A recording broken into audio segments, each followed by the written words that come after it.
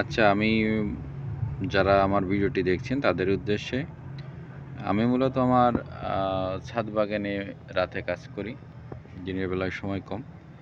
আর আমি আজকে যে কাজটা করছি এখন বাজে প্রায় 8:30-9টা রাত।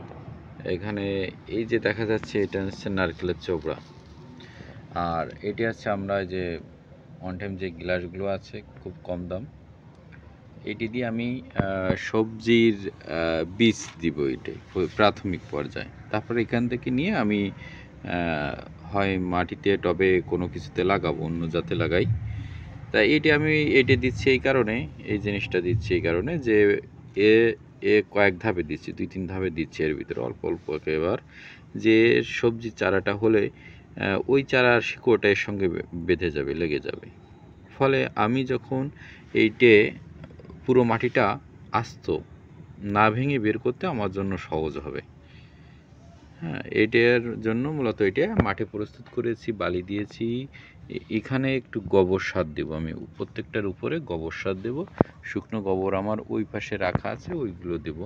এই বালি দিয়েছি মাটিতে, এইটা দিয়েছি, গোবর সারটাও দিব। আর এতেও গোবর সার একটু অল্প করে মিক্স করে দিয়েছি। এটাই মূলত আমার আজকে এই ভিডিওতে বলা ছিল, কিভাবে আমরা সবজির বীজতলা তৈরি করব। আর এখানে আরেকটা দেখাবো যে কিভাবে প্যাকেটটা তৈরি করতে হয়। দেখেন, আমি কিন্তু এখানে সেলাই করলে করা যায়, তা সেলাই না করে আমি এখানে স্টেপলার, এই যে স্টেপলার আছে, স্টেপলার দিয়ে ফিন মেরে দিয়েছি। এবং যে মাপেই করি, এটা হচ্ছে 4টা পার্ট হবে পিছনের অংশটা, তাহলে দেখতে ভালো লাগবে। মাটি দিলে একেবারে মিলে যাবে। হ্যাঁ, এই যে একটু দেখে রাখেন যারা প্যাকেটগুলো তৈরি করতে চান।